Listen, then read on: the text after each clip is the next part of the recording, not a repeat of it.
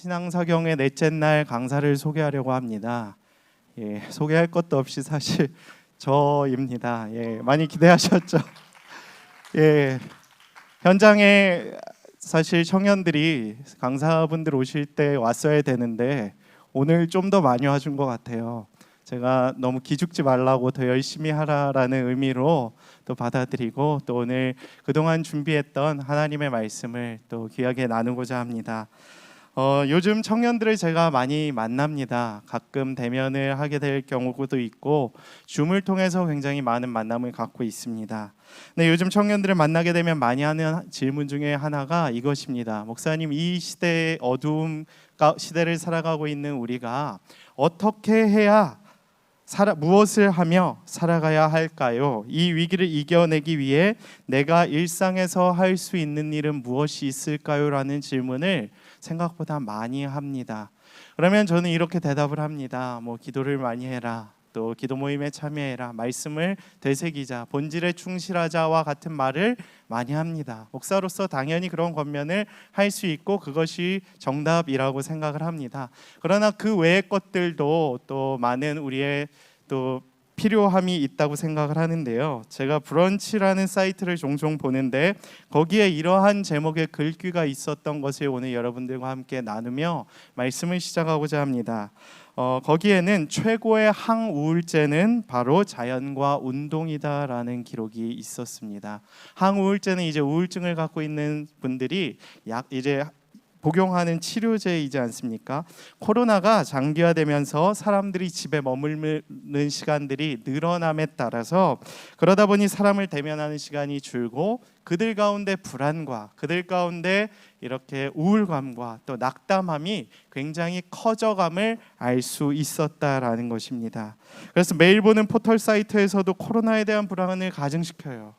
불안하잖아요. 막 코로나 몇 명 떴습니다. 나도 걸리면 어떡하지? 이러한 불안을 우리들에게 가증시킨다라는 거예요. 그 다음에 정치적 이념의 대림 싸움 등으로 어수선한 사회의 모습을 보며 불안에 떨고 있었다라는 자신의 모습을 소개하고 있습니다. 그런데 그렇게 하루하루를 살다 보니까 계속 무너져가는 자신의 모습을 보며 이렇게 살아서는 안 되겠다라고 시작한 것이 바로 독서였다라고 해요. 그리고 그 독서를 통해 무엇을 하게 되었냐? 운동의 즐거움을 알게 됐다라는 것입니다. 물론 그 책의 제목은 움직임의 힘이라는 책이었습니다. 그래서 운동을 통해 나의 이 불안감을 움직임으로 활력으로 전환시켜서 이겨낼 수 있는 힘을 생기게 한다는 것이 그 책의 주요 내용이었습니다. 거기에서 소개하는 책인 이 움직임의 힘이라는 책은 움직임 자체가 인간에게 큰 힘을 불어넣어 준다라는 거예요. 우울감에 있고 사람을 비대면 가운데 있는 그 어두움 속에서 움직이는 그 행위만으로도 그 사람이 밝아지고 그 사람에게 활력이 돌고 그 사람의 건강이 이렇게 솟아나는 엔돌핀이나 그 외의 호르몬들을 통하여 건강해질 수 있다라고 가르쳐주고 있는 것입니다. 어떻게 정신적 고통에서 벗어날 수 있는지 신경과학적, 심리적 관점, 다양한 실제 사례를 통해 설명해주고 있는 것입니다. 저 역시도 이 책을 통해 많은 것을 깨달았어요. 코로나 블루, 오늘 오전에 목사님께서도 말씀하셨지만 코로나 블루에 빠져 있는 사람들에게 단순히 움직이는 그 행위만으로도 이겨낼 수 있는 힘이 생긴다. 와, 귀하구나. 우리 청년들의 삶이 이렇게 활력이 넘칠 수 있는 삶이 되기를 축복합니다. 제가 직장이 추석 연휴에도 시작하는 날부터 이렇게 함께 모여서 또 운동을 한 무리가 있다고 제가 들었는데 굉장히 좋은 활동이죠. 자연에 나가서 그 자연 가운데에서 운동을 함으로 움직임만으로도 여러분의 생각이 건강해질 수 있고 영적으로 강건해지고 또 활력이 넘친다는 것을 여러분들이 깨닫고 또 그렇게 실천하고 또 그러한 시간들을 통하여 여러분의 영혼이 솟게 되는 놀라운 역사가 있게 되기를 간절히 축복합니다. 제가 운동에 대한 이야기를 하니까 또 소개하고 싶은 것들이 있어요. 자전거에 대한 이야기입니다. 제가 이 자리에 서기 위해서 첫 주에 강사였던 이서진 목사님과 지난주에 강사였던 김관성 목사님과 같이 체중을 감량을 했습니다. 이서진 목사님은 7kg를 감량했고요. 김관성 목사님도 분명히 처음 봤을 때 이분 내가 하는 그 김관성 목사님이 아닌데 할 정도로 7kg를 감량하고 오셨더라고요. 조깅을 통해서 그렇게 감량을 하셨다고 하는데 저도 이 자리에 서기 위해 자전거를 통해서 4kg를 뺐습니다. 체중을 감량하는데 가장 큰 공신이었던 것이 바로 자전거였습니다. 자전거 하면 이제 제가 올해 춘천으로 자전거를 타고 갔던 기억이 나요. 여러분 혹시 춘천시 아십니까? 강원도에 편도로 몇 킬로 정도 되는지 아세요? 100킬로 정도 됩니다. 자전거를 타고 가려면 만만치가 않죠. 여기 구리한강공원에서 교회에서 뚝섬까지가 10킬로예요. 뚝섬 가는 것도 힘드시죠, 여러분? 그 뚝섬 가는 걸 10번 반복하면 춘천에 도착을 합니다. 제가 그 무리한 일을 올 이제 중순쯤에 하게 되었습니다. 우리 교역자들과 함께.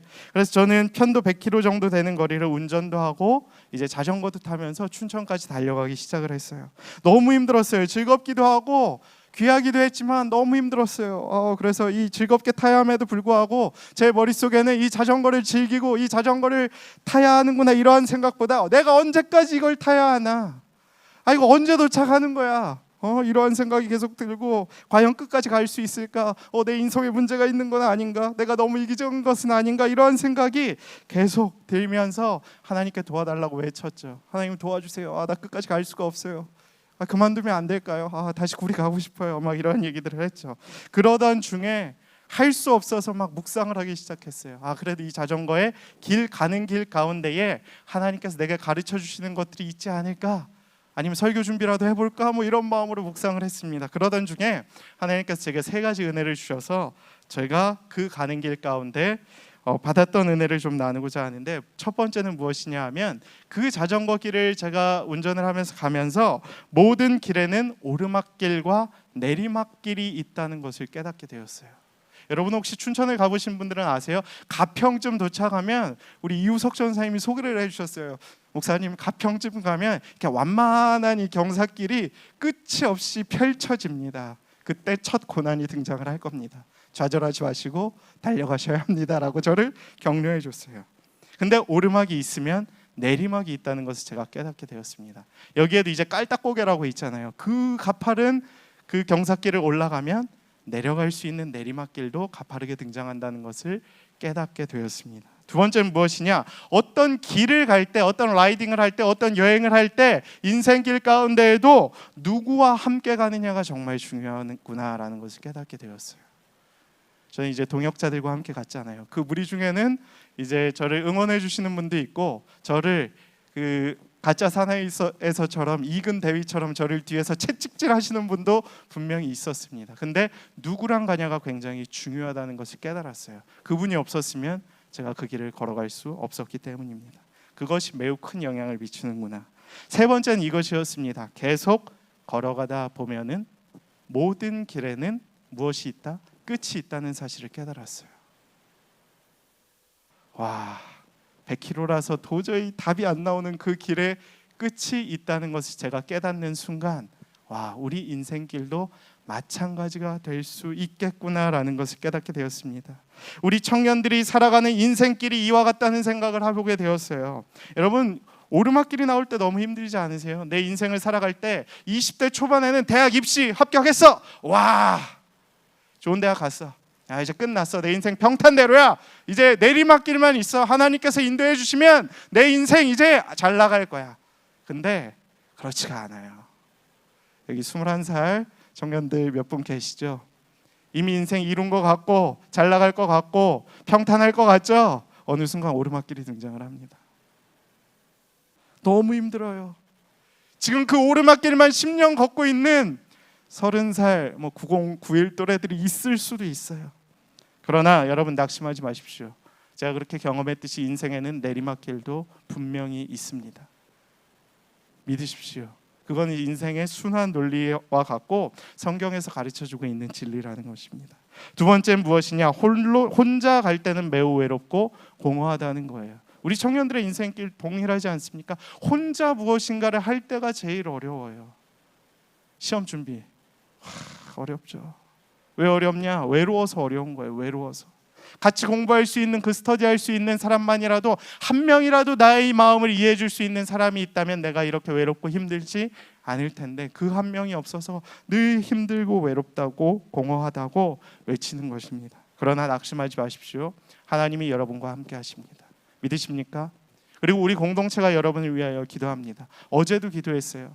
우리 시험 준비하는, 또 우리 인생의 그 막다른 골목 가운데에서 혼자 외로이 신앙생활을 하고 있는 친구들, 가족은 믿지 않는데도 이렇게 교회에 나와서 아름답게 하나님께 믿음을 올려드리는 믿음의 청년들이 있습니다. 하나님, 이들의 기도를 받아주시고 이들과 함께하여 주시옵소서. 우리가 끝까지 그들과 함께 중보 기도하며 나아가겠습니다. 영적 공동체가 되겠습니다 라고 기도합니다.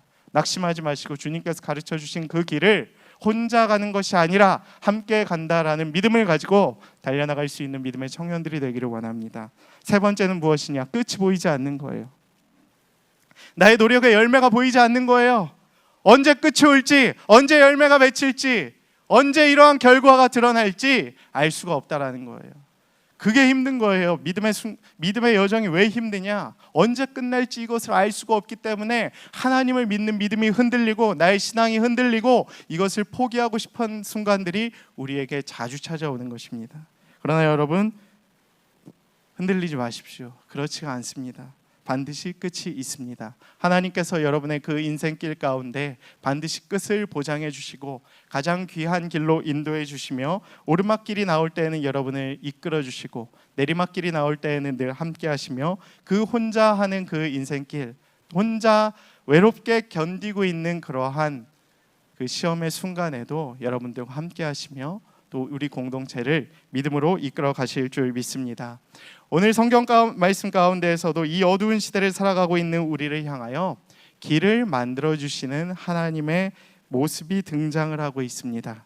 오늘 이 말씀을 통하여 이 어렵고 힘든 시기에도 우리를 잊지 아니하시고 이 어둡고 힘든 길을 홀로 걸어가고 있는 우리들의 인생 가운데에 새 길을 만들어주시는 주님의 은혜를 우리가 함께 나누고자 합니다. 먼저 오늘 우리에게 주시는 하나님의 첫 번째 메시지는 무엇이냐? 바로 지나간 일들을 잊어버리고 미래를 꿈꾸며 나아가십시오 라는 메시지입니다. 다 함께 좀 우리 따라 해주시면 감사하겠는데요. 지나간 일들을 잊어버리고 미래를 꿈꾸며 나아가십시오. 아멘. 오늘 본문 18절 말씀 제가 봉독하겠습니다. 18절 말씀, 너희는 이전 일을 기억하지 말며 옛날 일을 생각하지 말라. 아멘. 하나님께서 이스라엘 백성에게 이야기를 하세요. 이사야 선지자를 통해 무엇이라고요? 너희는 이전 일을 기억하지 말며 옛날 일을 생각하지 말라. 먼저 첫 번째 우리가 알아야 할 것은 무엇이냐? 이전 일과 옛날 일이 무엇이냐라는 거예요. 오늘 본문 14절에서 17절에 그 말씀이 등장을 하는데 특별히 16, 17절의 말씀입니다. 무엇이라고 기록되어 있느냐? 우리 그 사경의 첫째 주 그 강사님께서 해주셨던 본문이죠. 홍해를 가르는 출애굽하는 이스라엘 백성의 모습이 오늘 등장을 하는 것입니다. 즉 16절과 17절의 말씀은 무엇이냐? 출애굽했던 너희의 그 과거의 영광들을 잊어버리라 라고 하나님께서 말씀을 하시는 거예요. 그럼 이런 질문이 생기지 않겠습니까? 하나님, 그 영광스러운 출애굽 사건 왜 하나님 이전 일을 잊어버리라고 우리에게 가르쳐 주시는 겁니까? 그렇죠? 그것이 별거 아니었습니까? 그것을 우리가 잊어버려야 합니까? 그것이 우리에게 영광스러운 순간이 아니었습니까? 이러한 질문이 생길 수 있습니다. 거기에 대해서 하나님께서는 우리에게 이렇게 말씀을 하시는 거예요.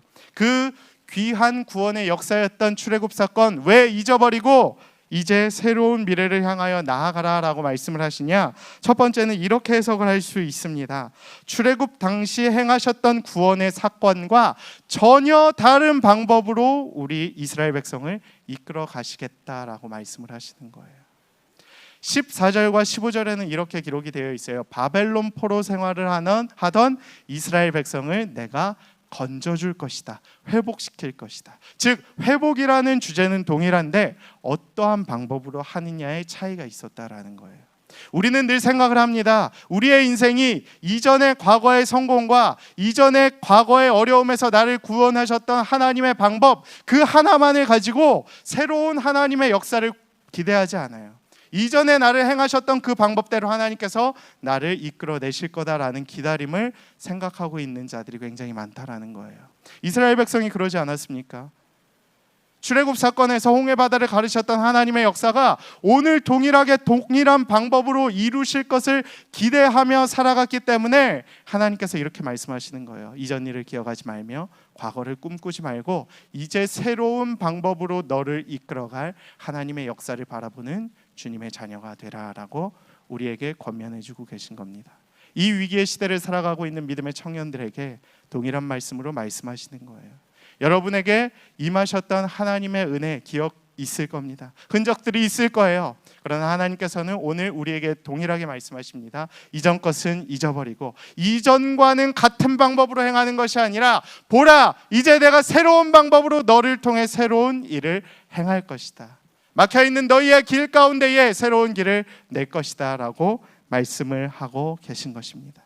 이전의 프레임에 갇혀있는 믿음의 청년들이 되는 것이 아니라 이제는 새로운 방법으로 우리의 길을 역사하시는 하나님의 능력을 바라보시며 나아가실 수 있는 믿음의 청년들이 되기를 원합니다. 두 번째는 무엇이냐? 과거보다 더 큰 위대한 일을 행하실 수 있다라는 거예요.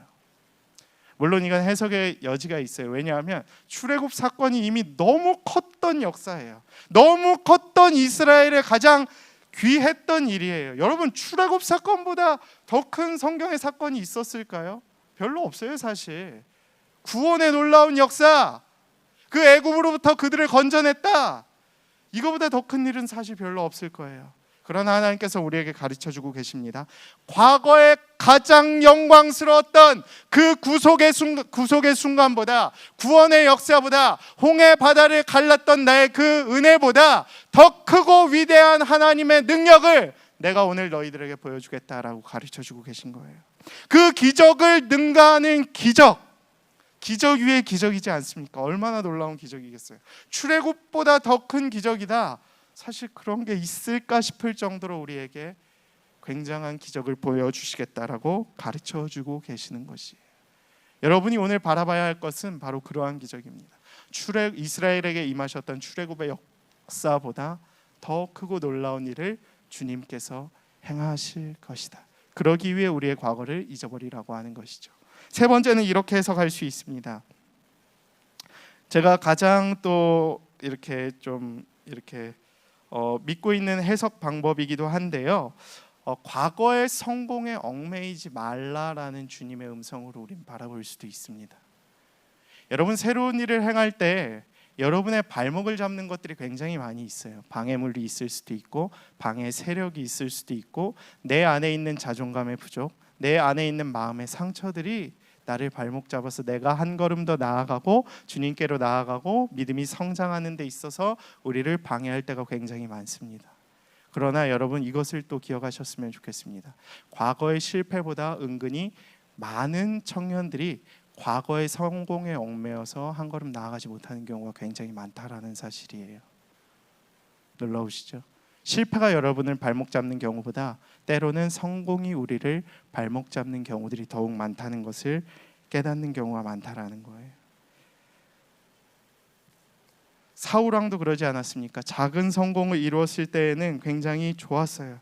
근데 그 성공을 이루고 난 이후에 꼬여가는 자신의 인생을 바라보며 옛 영광을 바라보며 잘났을 때의 자기를 바라보며 나보다 더 잘하는 다윗을 바라보며 감상에 빠진 인생에 젖어들지 않았습니까? 그리고 그의 인생은 하락길로 접어들게 되었던 것이었습니다. 여러분의 삶은 어떤가요? 왕년에 소시적에 잘 나갈 때 이러한 단어들을 쓰며 여러분의 인생을 합리화하는 경우들이 많지 않습니까? 이렇게 해석을 해볼 수 있을 것 같은, 이런 예화가 있을 것 같은데, 잘 안 오르는 수능 성적을 보며 내신만 고집하고 집착하는, 그러다 수능까지 말려버리는 청년들이 꽤 있죠. 내가 그래도 내신 몇 등이었었는데 수능이 안 나오네, 다시 해볼까 그러다가 여러 번 보는 경우들이 있죠. 과거의 영광에 빠져서, 과거의 목양교회 모습만을 기억하며 과거에 우리 교회가 이랬으니까 우리 교회가 앞으로 이렇게 나아가야 하지 않을까, 이러한 헛된 영광에 빠진 자들, 과거의 나의 신앙의 전성기만에 빠져서 내가 옛날에는 신앙이 이랬는데 뭐가 바뀌어서, 뭐가 마음에 안 들어서, 뭐가 꼬여서 내 신앙이 이런 거 아니까 남 탓을 하는 경우들이 많지는 않습니까? 여러분, 냉정해지셔야 합니다. 과거에 여러분이 신앙이 그렇게 훌륭했다면 지금도 그 어려움을 이길 수 있는 신앙의 근본적인 힘이 여러분들 가운데 있습니다. 그게 없으면 과거에 여러분의 신앙이 정말 훌륭했던 것이 아니라고 반증하는 것이기도 하죠. 그러한 헛된 영광에 우리는 빠져서는 안 됩니다. 그러한 프레임에 빠져서 신앙이 계속 타락해가는 청년들이 굉장히 많아요. 우리 지난주에 김관성 목사님 말씀하시지 않았습니까? 자기는 손 들고 찬양하는 청년들 굉장히 재수없다고. 왜 그러셨죠? 그러한 청년들이 손 들고 찬양했지만 지금 흔적도 없이 다 사라졌다. 여러분, 거짓말 같죠? 정말입니다. 제가 대학부 때 굉장히 훌륭했던 믿음의 선배들이 굉장히 많았어요. 사회적으로도 훌륭했고 믿음도 훌륭했습니다. 그 사람들이 사회에 나가면, 대학부를 졸업하면 굉장히 하나님을 잘 섬길 것처럼 보였지만 정말 그렇지가 않아요. 쉽지가 않기도 하지만 정말 그러한 과거의 영광에 빠져서, 그러니까 과거의 영광이란 무엇이냐? 내가 대학부 때는 굉장히 좋았는데, 굉장히 이 공동체가 뜨겁고 내 영이 충만한 줄 알았는데, 혼자 이런 야생 광야와 같은 때 나가서 신앙생활을 하려고 보니까 정말 힘들더나, 이러한 고백을 하는 청년들이 굉장히 많아요. 제 주위에도 교회 떠난 사람들이 절반 이상 됩니다. 막 천주교 간 사람도 있고 절간 사람은 별로 없지만 신앙을 잃어버리고 가난한 성도들이 굉장히 많아요. 왜? 과거에 자기의 신앙의 영광스러운 부분만을 자꾸 바라보며 그 프레임 안에 갇히는 거예요. 아, 내가 옛날엔 이랬는데 옛날엔 그랬으면 지금 더 잘할 수 있는 힘이 여러분들에게 반드시 있다니까요. 그것을 헤쳐나갈 수 있는, 미래를 꿈꾸며 나아갈 수 있는 힘을 우리가 가져야 한다라는 거예요. 자꾸 과거를 뒤돌아보면 처지는 겁니다. 코로나 이전의 시간들을 추억하며 되새기는, 다행히 우리 공동체는 저와 함께 이제 새로운 길을 바라보는 것에 더 익숙해진 것 같습니다. 여러분, 우리가 5월만 돼도 어땠습니까? 6월만 돼도 어땠습니까? 아, 금방 끝날 거야, 다시 이전으로 돌아가면 되지, 이러한 얘기 얼마나 많이 했어요. 그렇죠? 저기 회장님, 임원, 국장님들 많이 계시지만 우리 매주 회의했다니까요. 그러한 얘기들을. 5월, 그래, 금방 끝날 거야. 2월에 수련회 준비할 때만 해도 3월이면 이게 나아져서 우리 사경회 하면 될 거야, 이런 얘기 했었어요. 근데 벌써 6개월 지나지 않았습니까? 얼마나 시간이 빠릅니까? 이제는 그것을 잊어버리라는 거예요. 자꾸 그 프레임에 빠져서 1월 달엔 이랬는데, 2월 달엔 이랬는데, 거기에 빠져가지고 왜 지금은 이런 거지? 지금은 그냥 이런 거예요. 지금 그냥 이 순간에 우리는 우리의 믿음의 본질에 충실하면 되는 겁니다. 기도하시면 되는 겁니다. 예배하시면 되는 거예요. 그러면 하나님께서 우리를 일으켜 주실 것입니다. 우리에게 새로운 미래를 향하여 달려갈 수 있는 공동체적인 놀라운 힘과 능력과 인도하심을 보여주실 것입니다.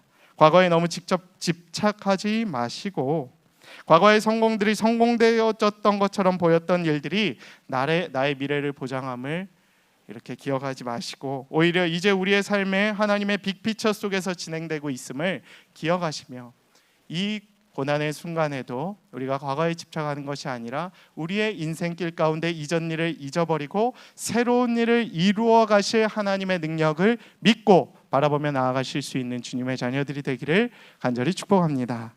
두 번째 메시지는 다음과 같은데요. 이렇게 함께 따라해 주면 좋겠습니다. 하나님의 새 역사는 이미 시작되었습니다. 그분께서 우리의 삶에 놀라운 새 일을 행하십니다. 아멘. 믿으십니까? 여러분 정말 믿으세요? 여러분의 인생길 가운데 하나님이 이미 새 일을 행하셨을 줄 믿습니다. 아멘. 사람이 이제 계속되는 위기와 불안 속에서는 좀처럼 희망을 논하기가 어려워요. 이렇게 여러분 이제 관성의 법칙이라고 있잖아요. 이렇게 쭉 가다 보면 계속해서 가던 길로만 가길 원하는 그러한 관성적인 법칙들. 영적 세계에서도 마찬가지라고 봐요. 계속 하락의 길을 걷다 보면 이것을 좀처럼 반등하고 일으키고 회복시키기가 생각보다 굉장히 어렵습니다. 새로운 일에 도전하고 희망을 갖고 이렇게 도전하는 일들이 굉장히 무서워지고 두려워져요. 밝은 미래를 꿈꾸기 어렵고 우울해지고 어두워집니다. 그러나 기억하십시오. 하나님께서는 이 어두운 시대를 살아가고 있는 우리들을 위해 새로운 반등의 길을 예비해 두셨다라는 사실입니다. 오늘 말씀이 우리에게 그것을 가르쳐주고 있어요. 보라, 내가 새 일을 행하리니 이제 내가 나타낼 것이라. 너희가 그것을 알지 못하겠느냐? 반드시 내가 광야의 길을, 사막의 강을 내리니. 아멘. 여러분 광야 가보셨어요? 혹시 광야의 길이 있을까요? 없을까요? 없습니다. 광야엔 길이 없어요. 여러분 운전을 해보신 분들은 알겠지만 뭔가 이렇게 내비게이션이 있고 길 같은 길이 보여야 우리가 어느 길로 나아가야 할지 우리가 좀 판단을 하게 되잖아요. 아, 이쪽 길로 가볼까? 이쪽 길로 가볼까? 아니면 내가 이 비전을 선택함에 있어서 최소한 방향, 뭐 내가 신학을 할까, 경영학을 할까, 경제학을 할까, 인문학을 할까, 이 방향이라도 있으면 좀 좋겠는데 지금 우리가 살아가고 있는 이 현실은 사실 이 방향성이 많이 없어져 버린 광야와도 같은 인생을 살아가고 있다는 것을 우리가 깨달아야 해요. 그것이 우리를 힘들게 만드는 거예요. 어떤 청년을 만나서 신방을 해보면 제가 개인적인 이유로 밝힐 수는 없지만 자기가 준비하던 그 직군이 직격탄을 맞았어요. 직격탄. 여러분 뭐 대충 짐작은 하시겠지만 뭐 준비하던 길이 이제 없어져 버린 거예요. 채용을 안 해요. 코로나로 인해 직격탄을 맞았죠. 그러니까 길이 없어져 버렸어요. 방향이 없어져 버렸어요. 무슨 내비게이션이고 뭐고 이제 필요가 없어져 버린 시대가 그의 삶 가운데 도래했다라는 거예요. 얼마나 힘들겠어요. 제가 눈물로 기도를 해주면서도 이거 어떻게 나가야 할까? 이걸 위해서 이 친구가 몇 년을 준비했는데 아예 길이 없어져 버렸네. 광야와 같은 길이 그의 인생길 가운데 던져져 버렸는데 너무 마음이 아프더라고요. 그러나 여러분 기억하십시오. 하나님은 광야의 길을 만들어 가시는 분이십니다. 반드시 내가 광야의 길을 내겠다고 하셨습니다. 길이 없는 곳에도 유일하게 길을 내실 수 있는 분이 누구시냐? 바로 창조주 하나님이시다라는 사실을 믿고 나아가실 수 있게 되기를 축복합니다. 우리의 광야와 같은 이 인생길 가운데에서 누가 길을 만들 수 있냐? 세상이 그것을 해줄 수 없어요. 우리가 믿고 있는 재정이 그것을 만들어줄 수 없어요. 우리가 믿고 있는 누군가가 우리의 인생길 가운데 그 광야와 같은 길 가운데 길을 만들어줄 수 없습니다. 왜냐하면 광야의 길을 만드실 수 있는 분은 오직 유일한 여호와 하나님이시기 때문이에요. 그렇기 때문에 여러분 바라보십시오. 하나님만을 믿고 나아가실 수 있게 되기를 축복합니다. 광야의 길을 만들어 가셨던 그 놀라운 길을 내시는 하나님을 바라보실 수 있게 되기를 원합니다. 우리가 이제 이 어두운 인생길 가운데에서 이 코로나 블루 인생길 가운데에서 믿고 의지해야 할 이가 있다면 누구냐? 바로 오직 여호와이심을 믿고 나아가실 수 있게 되기를 축복합니다. 사막에 길을 내신다고 하셨어요. 이것은 영적의 의미가 있죠. 메말라 버렸던 우리의 사막과 같았던 우리의 마음 가운데 이제 영적으로 주님께서 강을 내신다. 영적으로 너희의 마음을 적셔 주시겠다. 위로하시겠다. 평안을 허락하시겠다라는 뜻과 동일합니다.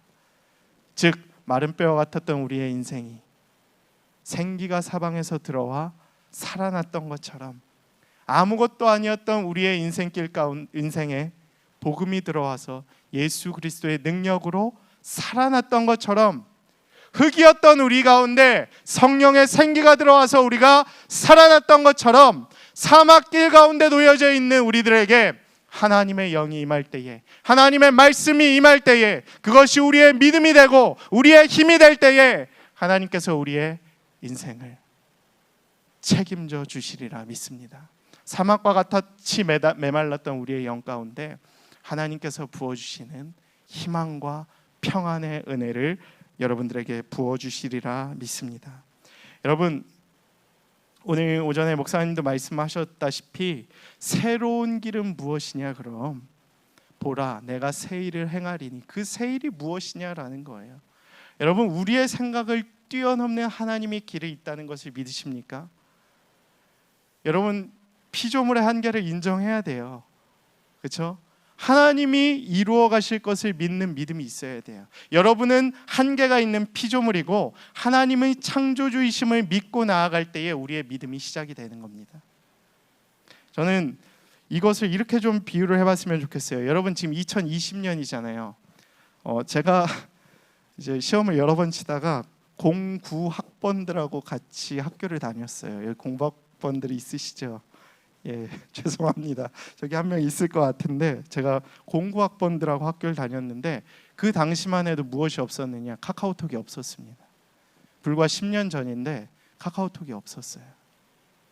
제가 학교를 다니고 한 2010년 3월 18일부터 카카오톡이 이런 것들을 통해 시작이 되었습니다. 그리고 그 이후에 우리의 사회가 놀랍게 변화했죠.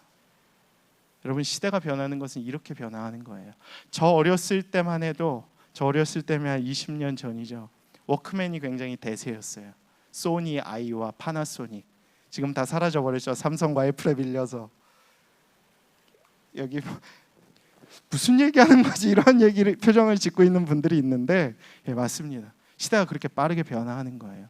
그 전에는 생각을 할 수 없었던 일들이 도래를 하는 거예요. 뒤돌아서 보면 그것이 새로운 일이었다라는 것을 우리가 지금 깨닫지 않습니까? 그렇죠? 이제는 일상이 되어버린 카카오톡이 불과 10년 전만 해도 엄청난 혁신이었다라는 거예요. 우리의 지금 처한 현실이 그와 같습니다.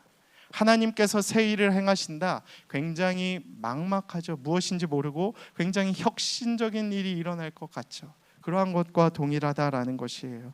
코로나로 인해 안 좋은 점도 물론 많이 있죠. 그러나 좋았던 점들도 있습니다. 분명히 더 빠르게 비대면 언택트 시대가 4차 산업혁명의 시대로 도래를 했습니다.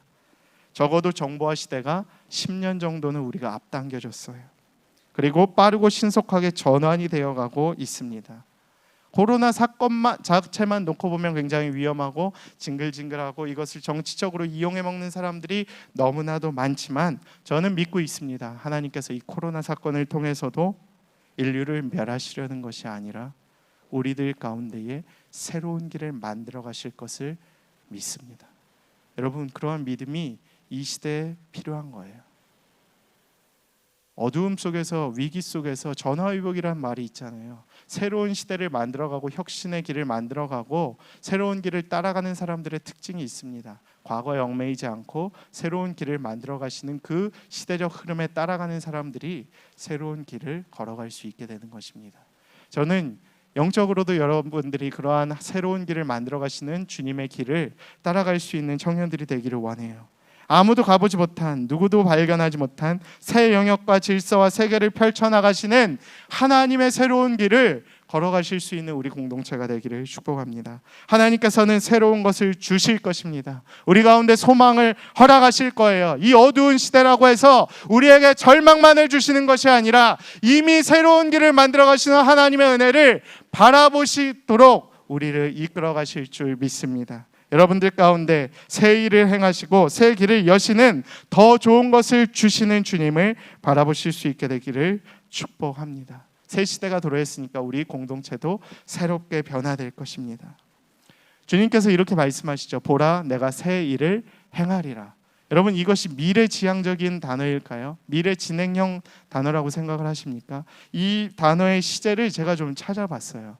보라, 내가 새 일을 행하리라 라고만 적혀 있으니까 뭔가 미래에만 행할 것처럼 하나님이 말씀하신 것 같은데 아니지 않을까, 하나님께서 이미 시작하시지 않았을까라고 생각을 하고 히브리어랑 이제 여러 가지 성경의 해석을 찾아보니까 이렇게 해석을 하면 제일 좋겠다는 생각이 들었습니다. 보라, 나는 이미 시작하였다. 새로운 일은 이미 시작되었다. 이미 심어졌다. 너희를 향한 새로운 길은 이미 내가 만들어가고 있다. 싹이 돋아나고 있다. 지금은 아무것도 아닌 것처럼 보이지만 비록 지금은 너희의 그 위기 속에서 아무런 일도 일어나지 않는 것처럼 보이지만 조금만 지나면 하나님께서 너희에게 보여주실 것이다. 이제 막 솟아나고 있는데 너희는 그것을 느끼지 못하느냐라고 주님이 말씀하고 계신다라는 것을 깨닫게 되었어요. 조금만 버텨주면 안 되겠니? 진짜 내 마음을 모르겠니? 라고 주님께서 물어보시는 거죠. 문제는 하나님은 이미 시작하셨는데 나는 영적으로 아둔해서 느끼지 못한다는 것이 얼마나 큰 위기이겠습니까? 저는 이것을 비유를 해보려다가 좀 극단적으로 이렇게 비유를 해보려고 해요. 여러분, 로또 복권 아시죠? 매주 토요일 로또 복권 하니까 막 고개를 드는데 매주 토요일마다 8시 45분에 뽑잖아요. 그렇죠? 어제 1등이 몇 억인지 아세요 혹시? 28억이라고 하더라고요. 8명. 완전 자동으로 30개월 만에 처음으로 등장한 로또. 28억이라고 합니다. 여러분, 근데 더 웃긴 사실은 뭐냐 하면 로또 복권이 매주 1등이 이렇게 7, 8명씩 한 20억씩 이렇게 당첨이 되거든요. 근데 이 유효 기간이 있어요. 아세요 혹시? 1년 동안 이 돈을 찾아가지 않으면 이 돈은 이제 귀속이 됩니다. 다시 그 복권 뭐 산하 뭐 나라 뭐 농협에 귀속이 돼요. 그러니까 1년 동안 못 찾아가면 다시 돌아가는 겁니다. 그러니까 즉 미수령한 복권 당첨금이 꽤 많아요. 538억이라고 해요. 그러니까 숫자로 치면 한 30명 정도가 이걸 찾아가지 않았습니다.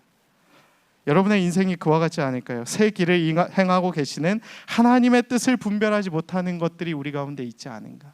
하나님은 이미 새 일을 행하셨는데, 하나님은 이미 로또 복권과 같이 우리의 인생길 가운데 새로운 길을 열어가고 계시는데 내가 모르고 있는 거예요. 얼마나 억울하지 않습니까? 여러분 1등이 당첨됐어요. 농협 본점 가면 찾을 수 있거든요. 근데 그걸 몰라서 안 찾아가고 있는 사람이 30명이라니까요. 여러분 그 30명 안에 들고 싶습니까? 아니죠. 당첨되면 어떻게 됩니까? 바로 뛰어가서 찾아가고 싶지 않으세요? 그런 거하고 동일한 겁니다. 새 길을 행하신 주님의 은혜를 우리는 기억을 해야 한다라는 거예요. 안타까운 일이 그만큼 안타까운 일이 없지 않을까요? 막 알려주고 싶어질 것 같아요. 그렇다면 주님의 그 뜻을 분별하기 위해서는 무엇을 해야 하느냐? 주님께 물어봐야 하죠. 주님, 질문하고 가르쳐 달라고 외치며 절실한 마음으로 주님 앞에 부르짖는 행위가 우리는 가운데 필요하다라는 것입니다. 그렇기 때문에 우리가 기도하는 거예요. 여러분 매주 토요일마다 우리가 왜 모여서 그 밤 9시마다 기도하고 떠들고 주님께 간구하고 부르짖겠습니까? 그것을 알려달라고 주님께 가르쳐달라고 하는 거예요. 주님 이미 새 길을 행하셨다면서요. 기다리고 있습니다. 이전보다 이 위기보다 더 크신 새로운 길을 만들어 가시고 다듬어 가시고 더 좋은 길로 인도하실, 한국교회를 새롭게 만들어 가실, 우리 공동체를 영적으로 더욱더 강건하게 하실, 알곡과 가라지를 걸러내어서 더 새롭게 성장시킬 주님의 은혜를 믿고 기도합니다. 주님 가르쳐 주시옵소서. 기도할 때 주님께서 우리의 길을 더욱 새롭게 인도하실 것을 믿습니다. 주님 그렇기 때문에 오늘도 우리가 주님 앞에 기도합니다. 느헤미야가 52일 동안 성벽 재건을 하지 않았습니까? 간절한 마음으로 했죠. 기도하고. 그러한 기도의 지금 행진들이 일어나고 있잖아요. 대한민국에도. 우리도 동일하게 동참하고 있는 거예요. 기도 무브먼트에 동참을 하고 있는 것입니다. 왜? 그 일을 행하실 하나님의 뜻을 분별하기 위해서, 새 일을 행하고 계시는 하나님의 능력을 체험하기 위해서. 저는 우리 공동체가 그러한 공동체가 될 수 있기를 축복합니다. 추가로 성경의 인물 요셉을 좀 나누고자 해요. 여러분 요셉하면 어떤 생각이 드세요? 굉장히 엄친아 같죠? 그러나 과거의 성공에 충분히 얽매여서 인생이 충분히 망할 수도 있었습니다. 여러분 그렇게 생각하지 않습니까? 전 요셉만 보면 얘 분명히 그 과거의 성공에 얽매여서 망해버리기 십상인데 어떻게 이렇게 일어설 수 있었을까? 그게 참 대단해 보여요. 과거의 성공, 내가 그렇게 채색 옷 입고 아버지의 사랑을 받고 굉장히 많은 것을 누리며 살아갈 때에 그러한 생각들이 나면서 형들을 죽여버리겠어, 복수의 칼날을 갈지 않았겠습니까? 아니면 억울함 때문에 감옥에서 억울함 때문에 한이 맺혀서 죽지 않았을까요? 얼마나 억울하고 원망스럽고 비참했을까? 얼마나 살기 싫었을까? 평생 복수를 꿈꾸며 독한 마음으로 살아도 될 만큼 힘들었을 텐데 그의 삶에선 아예 삶의 새로운 길은커녕 이미 탈선을 해서 길이 없어져 버린 인생 아니었을까요? 요셉만큼. 그러나 길이 없고 탈선해 버린 그의 인생에도 하나님이 임하시자 그의 복잡하고 탈선했던 것만 같은 그러한 길들이 다 연결이 되는 거예요. 형제에게 그렇게 버림받았던 사건 얼마나 힘듭니까? 여러분들 가운데도 있지 않아요? 그러한 일들, 도저히 이해가 안 되는 이 인생의 그 어두움의 흔적들, 아픔의 흔적들, 질문이 내 인생은 이미 탈선했어. 길 자체가 없어져 버렸어. 그러나 그의 인생길 가운데도 하나님이 들어서시자 그 모든 아픔과 상처들이 그의 인생의 새로운 길로 조합되는 것을 알 수 있었어요. 그리고 그 힘든 순간조차도 지름길이 되었다라는 것을 알게 되자 요셉이 아마 힘을 찾고 하나님을 더욱 의지하지 않았을까요? 창세기 45장 5절에 보면 이런 고백이 있습니다. 당신들이 나를 이곳에 팔았다고 해서 근심하지 마소서, 한탄하지 마소서. 왜? 하나님이 생명을 구원하시려고 나를 당신들보다 먼저 보내셨나이다. 아멘. 놀랍죠? 아브라함에게 약속하셨던 그 언약의 사상이 요셉을 통해서 출애굽의 이제 발판을 만드셨던 거예요. 요셉의 순종과 그의 삶을 통해서. 그게 새로운 길이었던 거예요. 요셉의 인생만 놓고 보면 뭐 이건 인생이라고 할 것도 없죠. 좀 잘 나갈 때 그냥 형들한테 버림받고 팔리고 감옥에 갇히고 죽을 것만 같은 그런 위기들이 얼마나 그를 괴롭혔습니까? 여러분이었다라고 생각해 보세요. 인생 포기하지 않았겠습니까? 한이 맺혀서 죽지 않았을까요? 왜 내게 이런 일이 생겼습니까, 하나님?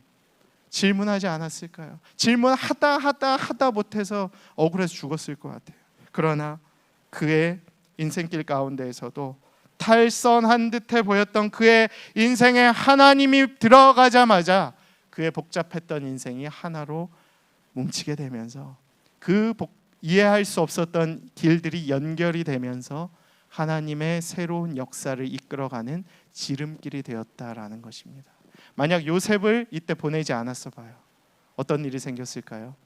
이스라엘의 출애굽의 역사가 있을 수 없습니다. 그럼 무슨 일이 없었을까요? 가나안 땅으로 들어가는 하나님의 약속이 이루어질 수 없었죠. 그것이 하나님의 새로운 길을 내시는 방법입니다. 그의 순종을 통하여, 그의 하나님의 형통함을 통하여 하나님의 빅피처가 이루어졌던 것입니다. 하나님의 카이로스적인 시간을 통하여 그의 인생을 하나로 뭉치시고 새로운 길을 내셨던 주님의 역사가 요셉의 인생을 통해 이렇게 나타나게 됐음을 우리가 깨달아야 하는 것입니다. 세 번째 메시지는 불가능을 가능케 하시는 하나님이신데, 여러분 요셉을 보면 우리가 그것을 깨달아야 돼요. 불가능해 보일 것만 같은 인생이, 실패했던 것만 같았던 인생이 하나님께 붙들리자마자 그의 모든 아픔과 상처들이 하나로 연결되고 하나님께서 새로운 길을 만들어 가시는구나라는 것을 깨닫게 되었습니다. 제가 입시를 4번 하고 20대에 그 파란만장했던 인생들이 아픔이 많았어요. 질문이 많았습니다. 죽고 싶었던 순간들도 여러 번이었고요. 하나님께 수도 없이 외쳤죠. 왜 내 인생이 이렇게 꼬였냐. 제가 고등학교 때 그래도 열심히 하려고 공부도 열심히 했고 내신도 한때 제법 잘 나왔고 반장 맨날 했고 운이 좋아서 어떻게 계속했고 학생회 임원도 했고, 근데 그 인생이 꼬이자마자 20대가 이해가 안 되기 시작한 거예요. 질문이 생기고 탈선이 생기고. 그러나 30대 때 깨닫게 되었습니다.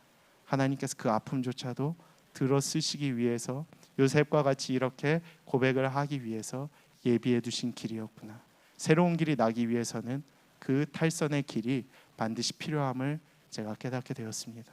오늘 이 시간 이 순간에 혹시 절망 가운데 빠져서 탈선의 길에 빠져서 힘겨워하고 계시는 청년들이 있지는 않습니까? 주님께서 여러분의 그 길을 들어 사용하실 것입니다. 그리고 그 어두운 없고 이해가 안 됐던 그 길들조차도 연결을 시켜주셔서 새로운 길을 만들어 가실 것입니다. 그 장벽 앞에서 두려워하지 마시고 그 장벽을 뛰어넘고 우리의 불가능한 인생을 가능케 하시는 주님의 역사를 믿고 따라가실 수 있는 주님의 자녀들이 될 수 있게 되기를 간절히 축복합니다.